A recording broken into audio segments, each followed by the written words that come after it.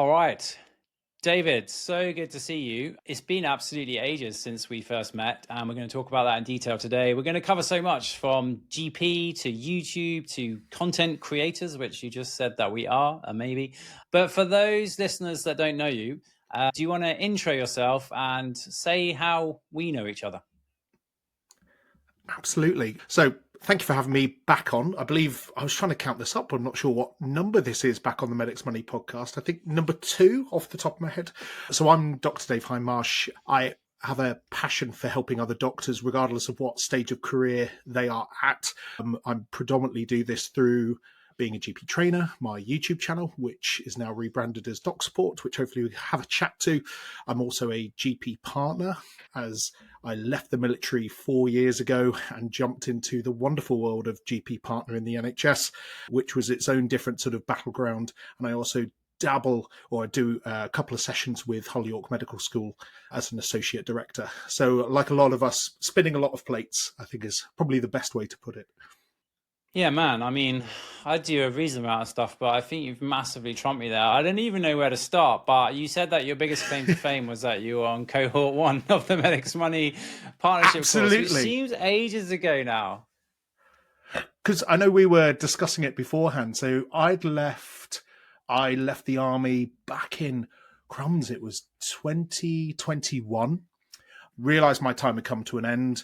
Realised that with running a small team that I couldn't be told what to do very effectively. And so, you know, when you're looking at do I jump for partnership or salaried? I went, right, we need to go to partnership. And that was pretty much it. But realised that I'd been out of the NHS game for a good 4, if not pushing 5 years at that point, and needed a bit of guidance. And thankfully, at the time, we'd got the NHS New to Partnership program, which I'd sort of wasn't really aware of at the time, but sort of fell into, which was great because thankfully then I'd listen to your wonderful podcast. It's sort of as my regular weekly listens. And then the course popped up and I was like, hang on a second, this is a educational need that I haven't got a clue about, and popped up into, you know, course 1, which was, you know, and the rest, well, we'll say at the end of the podcast is certainly history, but it really clued in my mind of how to make the most effect as a partner. So now sort of fast forward 4 years when we've got new partners coming on board, I'm like, you need to do this course and just try and push them down that route. Yeah, that's awesome. Yeah, the cohort 1. We're on cohort 9 now, can you believe? Don't say that. I feel very old now. I know. I don't think I had this many wrinkles at cohort 1 either, but yeah, it's absolutely thriving. So, wow, you're like the original cohort. That's really cool. So you kind of mentioned like 4 years later, you'd use the knowledge that you gained in the course. Like, give me some like quick tips or quick wins or, you know, the most impactful things that you've to help podcast listeners. Absolutely. I think the first big impact has to be treating your partnership in the same level of seriousness as a relationship. So, you know, it was often joked about that your partnership is a bit like a marriage. And that has resonated. Initially, I thought it was a bit, or maybe not. And then the more I've gone on these years, realizing now that actually, no, you are in a very close relationship with your fellow partners. And I think almost you've got the wider family as your team, whether that's salaried, you know, other allied healthcare professionals, your admin staff who you can't function without. And it's interesting then you see other partnerships and why they failed is that, or not being as effective as they should be, is that they haven't got that marriage element quite right. And almost, you know, you need someone to give them a bit of relationship counseling from that perspective. So I think that bit has resonated. And so when you will have disagreements, because we're all, you know, I'm in a partnership with a wide range of experience, and whether that be time within the NHS or just sort of their own personal abilities and interests. And it's then being able to navigate your differences in opinions, differences in what you want to do, whilst being respectful and also maintaining your overall relationship within the practice for the better. And even this morning we had our practice meeting, and you know, someone flagged up saying like, I don't mean to be devil's advocate, and it was like just giving them the safe space to be that devil's advocate so that we know we've got the bit. And I didn't appreciate how important that was until the course. And I think what the course allowed me to do was to add in a private area that I could just have a little vent.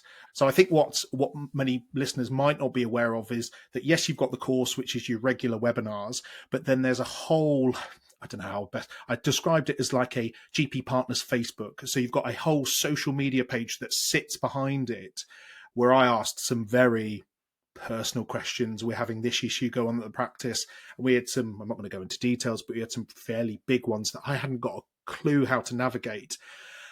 And it was the advice that someone gave me off the group that I then took forward, and it's paid dividends. So it's been a huge win from that way. Yeah. So that was the first meaty, chunky one of cheating the relationship.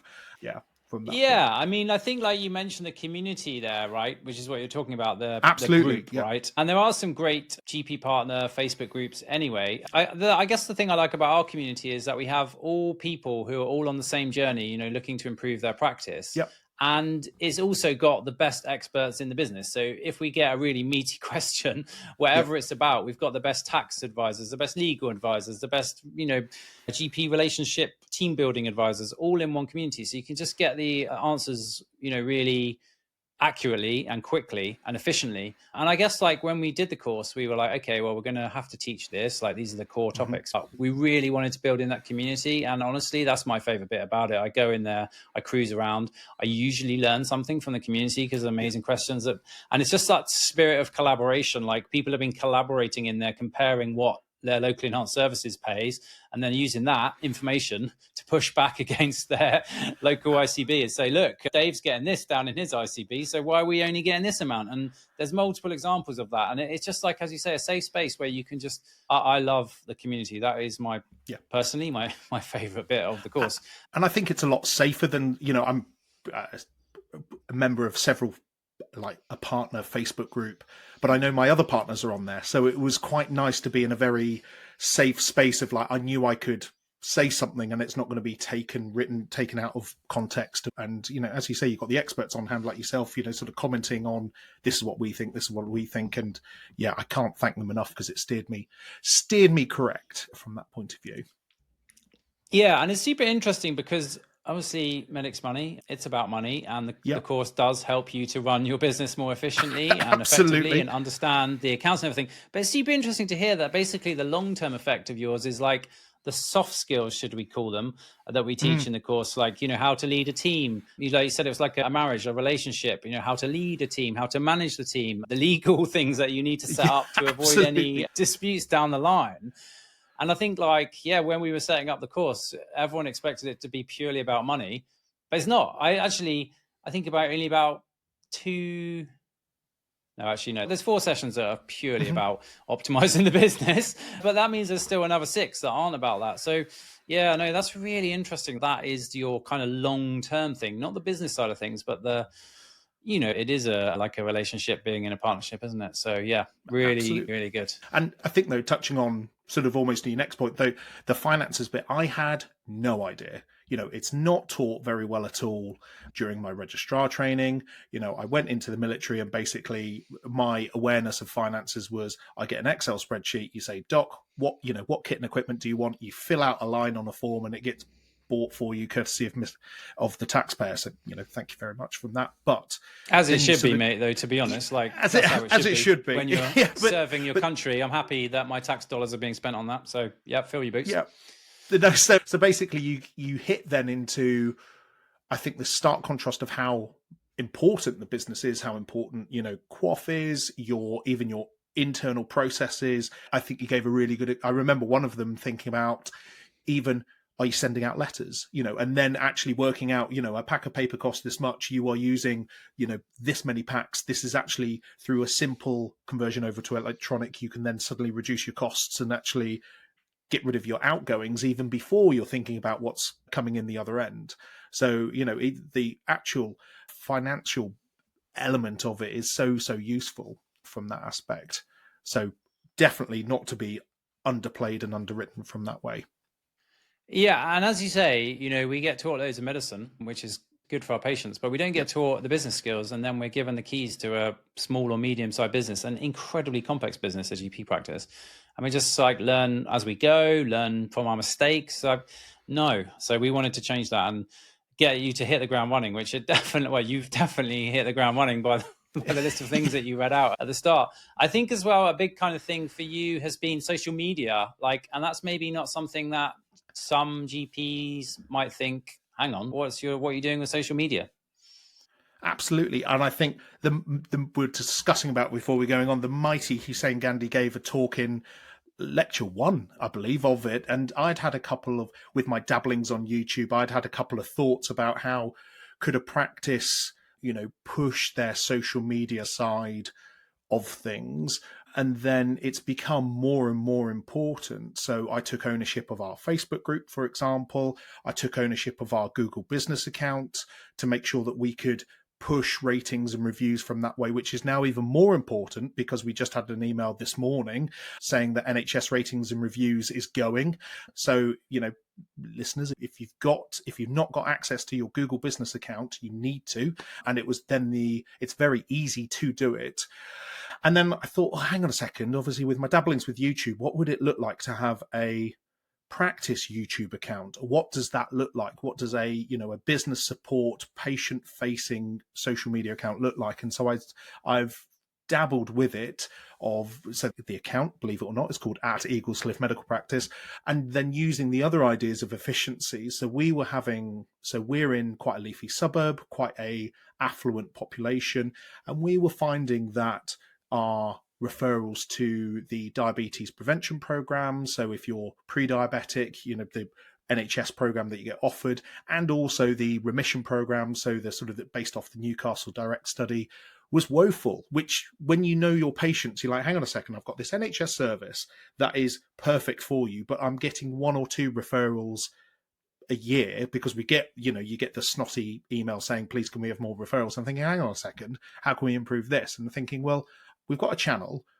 What would it look like if I don't want to invite all these people in because it's over winter and we've got all the winter pressures, but surely I could do a short video, which I know how to do, upload it to our channel, use a text message with a reply function saying, look, I've had a look at your notes, you're eligible for this, what do you think?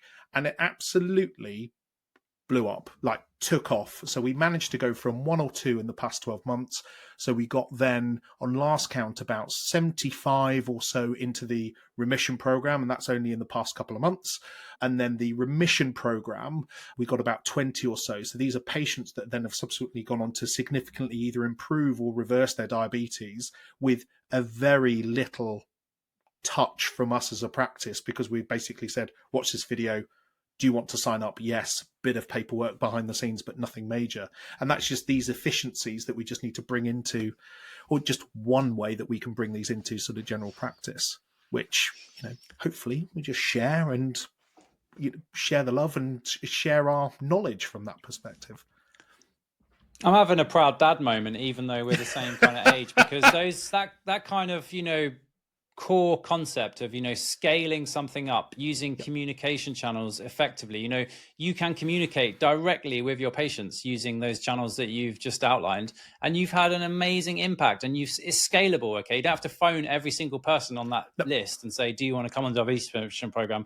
No. Okay, burning staff time, burning money. You make one video. It's super easy to do, it's scalable, and you just, it's brilliant, and that is just the playbook from the course. So like I said, that is a proud dad moment. But also, what an amazing thing to do. Like, you have directly influenced the YouTube video, and your social media has directly influenced the care that you give your patients. And if you're still skeptical about it, I think you've got to get on it. Like, it's a scalable way to communicate directly with potentially thousands of your patients, and you don't have to phone them, you don't have to send them a letter, you don't have to use any stamps. You just got to make a video, which, okay, not easy to do, but reasonably cheap and easy to do, I think, and upload it, and that's it. Like, beautiful. And to be honest, and that's where sort of like where I've tried to lean then on my YouTube channel to sort of teach other doctors how to do it, or other clinicians, don't have to be doctors. So, so now got doc support. I teamed up with an old university friend of mine, Matthew Wickham, who's a private GP, but an ex-ENT surgeon. So he does a lot of ENT work. And we realized that we were both interested in teaching others. So he's excellent at, I was listening to your MDT the other week about people aren't getting the NHS jobs. So where do you look? And actually, it's not unreasonable that you think, well, hang on a second, what does it take to set up a private practice? And he runs regular webinars that sets that up. And, he helps others get started with their own individual business journey. And for me, I don't want, there's got to be a better YouTuber than me out there. You know, I'm approaching 40, not very attractive, bald man. He's like, there's got to be someone better than me out there. So I wrote an ebook. I've done several videos on this, just sort of documenting this. I'm really pleased that actually the work that we did is a poster at this year's RCGP conference, and fingers crossed we've got it submitted as a full publication to hopefully help. I'm not going to say the next generation, because I'm sure there are loads of GPs out there that would be brilliant behind camera and can influence their patients, because, you know, what has all the information come out is that, you know, our patients want to hear from their clinician, their GP, not some random. They don't want to see, my patients want to see me, your patients want to see you, Tommy, and yeah, let's make it happen, you know, but a continuity of care in beyond the consultation room. Yeah, it's like direct connection with them. You're building customer loyalty, you know, because they're like, aha, that's not just any generic GP, that's my GP. Like, I'm going to stick with my excellent GP practice. You know, all of these things that normal businesses do, customer retention, customer loyalty, customer engagement, right?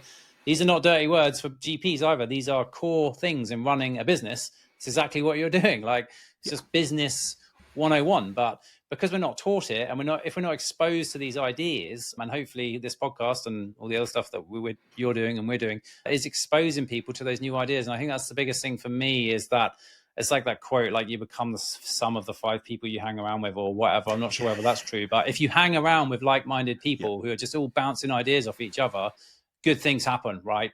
And that's why I like the course community. We talked a bit about YouTube. Yep. Another super proud moment for me the other day was I was just browsing my emails at work, and I got an email from TPP, who make System 1. And the email was something like, check out how this doctor used auto-filing. And I was like, that's David. I felt so proud. I had to screenshot it to you immediately, and I sent it to you. And you're like, I'm feeding 3 babies and I'm on holiday. But yeah, cheers. No.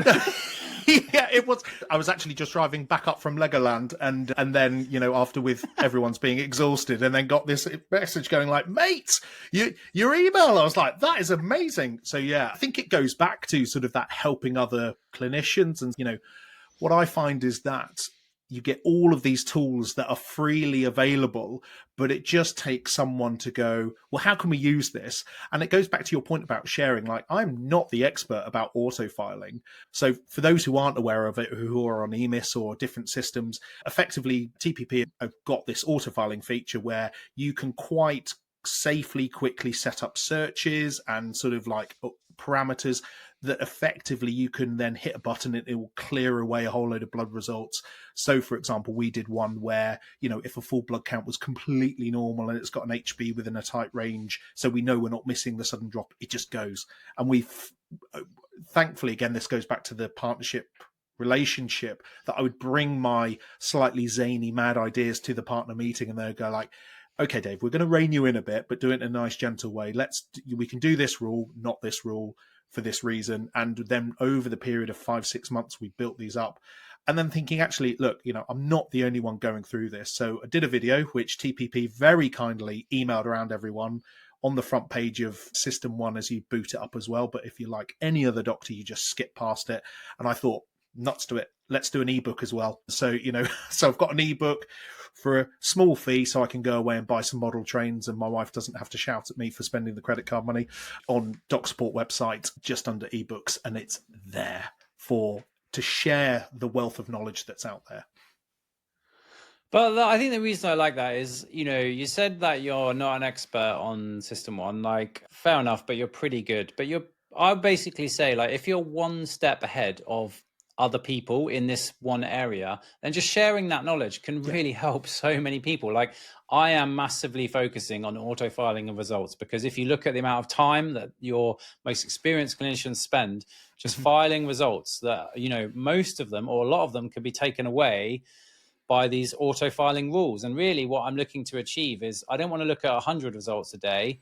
I want to look at 10, and I want to look at the 10 that I need to look at. So when I look at those 10, I'll be in my top form, because if I'm doing 100 a day, on my 99th result, I'm not my best person. Like, so it's about decision fatigue and reducing that thing. And, absolutely. And so just just running the business more efficiently, yeah, of course, it's going to save you money and stuff, but it's also going to help you to make better decisions. Because if you just know that you've got 10 to look at, and these are the 10 you need to pay attention for, much easier than getting decision fatigue and looking at 100, and somewhere in that 100 is 10 that really need your expertise, and the rest of them are just routine, normal, file away, done. And I think as well, the auto filing was a great example of, technically I learned how to do it, and once you get your head around it, it does take a bit of time to sort of decipher the pathology results and how you code the rules. But the biggest help for me was working as a team to be like, what are we happy that when you hit the button will disappear safely, that everyone is comfortable with, because people came in, and that's where the collaborative work really helps. Because, and even as I've shared the video, like a couple of comments underneath of saying like, oh, we do this one, and you suddenly end up leaning on like, oh, how do you do this? Or if you make an error, like, how can we audit this quickly to sort of say, what's gone on and what's gone wrong? So, even though yes, I've done the video, there are so many people feeding in to be like, oh, have you considered this? How did you do this? I had an email today, actually, that I'd helped someone over the weekend, just tuning in them. And I got an email back from it. It was lovely, saying, thanks a lot, Dave. I've done a couple of rules. We've knocked off 10%. I was like, well, hang on a second. That's a huge win. Like I pitched the video that I think we can get about a third of our results gone, which, you suddenly think, well, actually, if you're taking 20, 30 seconds per result, that's quite a significant, that builds up over time. And that's every clinician in our practice. So you've got this time efficiency savings that are just sort of like going throughout, which is, it's just brilliant. Gets me up in the morning. Yeah. No, and I think you're right. Like, you've got to start somewhere, and you're thinking, a lot of people are like, AI or auto filing is just going to clear everything out. I don't see that happening for a very long time. But if automations can clear out the 20% that I don't need to use any headspace for, and then the 80% that's left, I need to pay attention, that's awesome. And then over time, that 20% might become 25%, and then 30%, and it's just about reducing decision fatigue. I absolutely love that video. And it's kind of a bit like the whole slightly outdated, probably, a mantra now of, see one, do one, teach one, really. Like, essentially what you did is you worked out for yourself, and then you taught it. See one, do one, teach one. Exactly that. And it's as with all of these things, and I think that's where, the course is useful, because it's a lot of people who are one or two steps ahead, just turning around going, instead of being selfish with it, of going, right, I'm going to reach a hand back, say, come on, I can help you on your way. And that's why, the auto filing one, I've done a video on how to get your Google Business Review set up, and just having that resource there that you can just go away, sort it out yourself. And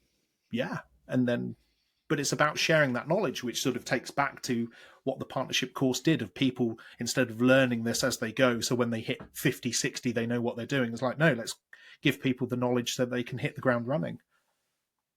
Yeah, definitely. That's the plan. Awesome. Okay, so that's that. What else are you working on? And then let's talk about, you're well outside the honeymoon period for being a partner now. So let's talk about that as well. Yeah, so what are we working on at the moment? So for me, I'm trying to, I think, unfortunately, a reflection of the NHS as it stands, trying to sort of look at non-NHS work. So taking doc support a lot more seriously from a YouTube and a business point of view, because I'm, thankfully, the government seem to like partners at the moment, but it's scary, and I think that's the bit that I've been quite sort of shaky of thinking, well, hang on a second, if suddenly we get a cut or the money's not coming in, then actually you've got to think something else. So, as I said, I teamed up with Matthew to push doc support. We've got a fantastic virtual assistant by the name of Kaylee who's really helping us churn out decent, regular content. And what we're looking at to expand and use both of our knowledge to help others. So, I would love to have a little cohort of medical YouTubers under my wing. I've got one already who got monetized in 91 days. That was Dr. Ruth Machin of Wise Women's Wellbeing. So well worth checking out her channel. I've actually recommended it to a couple of my patients, but I'd love more of her and more people to sort of get onto YouTube and be comfortable with it. And then from a practice point of view, obviously we're just sort of, I'm in a very weird position of, I'm not the new partner anymore. So we've got sort of three of us who are similar ages, been there for quite a few years, and then thinking, well, what do our efficiencies look like? And that's the big one that's coming out. We're currently in early discussions with some companies who are providing ambient AI features? But then even more, does that sort of the ambient AI lead to then letter creation, to then easing up our secretarial workload? So that's a big project that I've got to get my head around in the future. And then sort of how do we balance, as with a lot of general practice, limited space with medical students, registrars, partners, salaried, PCN staff, and all this massive jumble of people in a very limited space. So fun and interesting times. And then off the back of it, I've always got that niggle of like, I've taken the practice YouTube channel not too seriously. It's got a couple of videos. If you look at it, it's been helpful, but actually, what does that look like if I did take it a bit more seriously? So very interesting times from my perspective. That is awesome. I mean, like, you're talking about YouTube as a business right there, essentially. And of course, I know how that works, but is it worth taking a small tangent into kind of the creator economy, YouTube as like break us down how YouTube, or because you said at the start, we're creators. Yeah, break this content down. creators. Like, let's brainstorm how this works. Yeah. Gotcha. Okay. So from my perspective, it's a very interesting place to be. And taking Dr. Ruth as an example. So she was a ex-radiologist who went into lifestyle coaching. She then pitched at giving lifestyle advice to postmenopausal women, which was very much her forte. The amount of misinformation out there on YouTube gives us as clinicians a huge step up already, because you can step up, you can talk as you would do it to a patient, but instead of a patient, it's to camera, and you can give away your information that you know already and actually have a quite significant impact. So she has done some phenomenal videos in terms of they've absolutely rocketed because the information is not out there. In terms of setting up as a business, that's where you're not going to be, I am not making a lot of money from YouTube. Far from it. I make next to nothing from actual YouTube, Google, company paying Dr. Dave Hindmarsh money from it. What has been useful is having the so what behind it. So, for example, having the ebooks of going, look, you've watched my video, here's an ebook with a bit more detail, and we get a couple of sales off there. Quite a few teaching engagements, because you get that know, like, and trust factor from a video, because they feel that they know you already. And they say, like, Dave, I've seen your video on this. Would you consider why? And even my local federation has seen a couple of my videos on all the stuff that I've done on System 1, and we are predominantly a System 1 area. And so they said, Dave, we've got this potential job role as digital clinical lead. Would you like it? So I often joke with my wife that I got paid. So my job was to go to a meeting in the evening, admittedly, to talk about System 1 auto-filing and how it could be implemented in the out-of-hours area. And I take two steps back of, I would not have got that job role if it wasn't because of YouTube and the videos that I'd done. So you're pushing whatever it is, whatever content you're pushing out, you're selling yourself, or you're demonstrating what you can do. So out of all of this, no one's asked me for a CV. They just say, like, yes, I've seen you do this.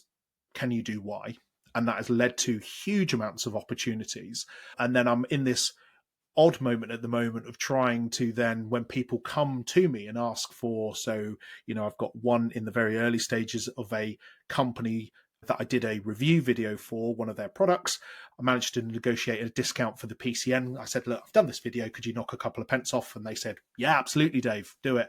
And then they've come back at me. I'm out of the blue saying, look, we've got a new product. Would you be interested in doing a couple of videos for us? And because I trust and believe in the product, I'm like, yeah, absolutely, I'd do it. But then there's a financial re-incentive from there. So it's in early days, it's sort of a new territory and new ground for me, but it's interesting that taking the YouTube side more seriously as a business reflects them back into the work, and sort of, the rhetoric quite rightly about workload getting passed to GPs, not getting paid effectively or expecting to do it for free. I'm like, hang on a second, I'm not tolerating that on my YouTube space. So why would I tolerate it at work? So it's this balance that they both blend and complement each other in a way that I never thought was possible. I love that, because I think that, the YouTube dream, right, which everybody is being sold, and a big mistake that I think many niche like we're in a niche, right? We're never going to be like Absolutely. Mr. Beast, right? No. So if you are in a niche like we are, you have to do YouTube differently. Like if you're Mr. Beast, you just make a video, 20 million people watch it, you collect the AdSense revenue, Google pays you to watch the video to serve the adverts, and that's cool, right? But if you are in a niche and you try and follow Mr. Beast's business model, you're going to come unstuck. You are not going to make anything. As Dave said, like if you're in a niche, the monetization is really poor. I've just pulled up my YouTube stats, right? So we have 408,000 views on the Medics Money YouTube channel and 43,000 hours of watch time, right? How much did we get from AdSense from that? Do you want to guess? Oh, I'm going to go 100 quid. It's not that bad, but the cost of making a video. So it's 1,300, right? Wow. No one's getting rich in a niche, right? Like, and also the way that YouTube pays you is that the people that are watching our channel are highly trained professionals, high value people. And YouTube pays us the same as if they were like 15-year-old gamers watching a gaming video. So you have to monetize differently in a niche. And when I saw your System 1 video, I got super excited because I looked at it, it came in the thing, and I saw the link to the ebook and I was like, yes, I love that. Because if you're in a niche, you're not Mr. Beast. You're never going to make money from AdSense. Nope. So you have to spin out these other things like the ebook. I loved that. Know, like, and trust you. And then people come along and say, oh, do you want to test this? Do you want to do that? So I absolutely love that because I think that you can monetize a YouTube audience with a very small number of subscribers if you do it right. But you've got to not look at the bright lights and not look at the big guys. Just do what you just said, like that example that you just gave of everything that just spins off of it just by getting out there. I loved it. And I'm gonna sort of just to be very honest with your audience. So I am currently sitting at 1,700 odd subscribers. The video that I talked about that was from the other company that sort of said, yes, we like what you've done. The video views were about not even 500 views. But what had happened was that their head of sales had said, had gotten a Teams link, and when they said like, oh, Dave, can we have a chat? And I was like, what is this about? I got no idea. Said, Dave, we had a handful of GPs who had watched your video and then had similar experience, but they would not have rung us if it wasn't because of your video. And in credit to the company, had turned around and said like, we value that. And then with the value adds the money behind it, and the money makes your business. So, and that's why it's been a pleasure, in early days to work with them. Yeah, perfect demonstration. Like, I love it. But, if you just focus on AdSense and you make clickbait titles about generic content to a niche audience, you're gonna fail. But if you're delivering top quality value and really useful stuff like your channel is, you do not need a large number of subscribers or views to make it, at least a very sustainable business. And I'm super excited to see where it goes. So that was a bit of a tangent into the career economy. Love it. I think love it. Yeah. I think that like the doctors have a huge potential in this area, like you say, but they have to not look at Mr. Beast and the other thing, and they need to realize that they're in a niche and they're going to have to use slightly different tactics to monetize, because AdSense is never going to pay the bills in a niche because you just don't have enough numbers. So yeah, that was super cool. All right. That was amazing. It was so good to catch up with you. I mean, I kind of alluded to this earlier that you are way past the honeymoon period now of being a partner. Like, are you going to carry on? Do you still like it? Absolutely. I think I was discussing with this that I have a very lovely partnership. I have a lovely practice who allow me to be a bit different. I'm just going to choose my words wisely. We'll go with different. And I think they add for me the psychological safety of just, I've got this crazy idea, let's do it. Where to the point where, saying I've been on the Medics Money course, I think I could start us a YouTube channel. And then in the practice meeting this morning, we were talking, how do we deal with the ADHD medications, right to choose, and all these palavers, and it needs a lot of explanation. And then the go home was, Dave, make us a video. And I'm like, right, okay. So instead of me coming up with these ideas, it's lovely to be at a point where the partners and the practice have seen the potential of your idea, and instead of you generating the ideas, they've said, Dave, can we do this? And it's like, yeah, of course we can. So yeah, I'm not going anywhere. I love my partnership, love the NHS, but I just need to be a bit mindful that I've got a family to support as well. So actually, what can I do in addition to the NHS to make sure that is safe and secure?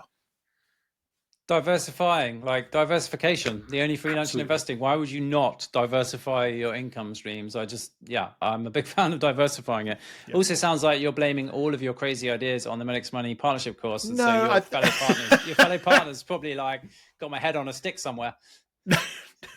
No, I think unfortunately it was that you probably fueled an element of my personality rather than. I'm not going to blame the course. Far from it. Far from it. Mate, it was so good to catch up with you. We should do it again in like another year or so. Like you're doing so many things. I'm so excited like to see what you do. But that was so good. Thanks so much for coming back on. Really appreciate it. Where can we find you? Give us some links or whatever. Absolutely. So if anything, YouTube, you want to jump on, be the next medical Mr. Beast, drop me an email, dave@docsupport.co.uk. Our YouTube channel is at Doc Support Limited, Ltd. And all of the stuff that both me and Matthew can do for you, www.docsupport.co.uk. And you'll find loads of exciting stuff going on there. Brilliant. So good to catch up. Really enjoyed that chat. Take care, mate. Thank you, Tommy.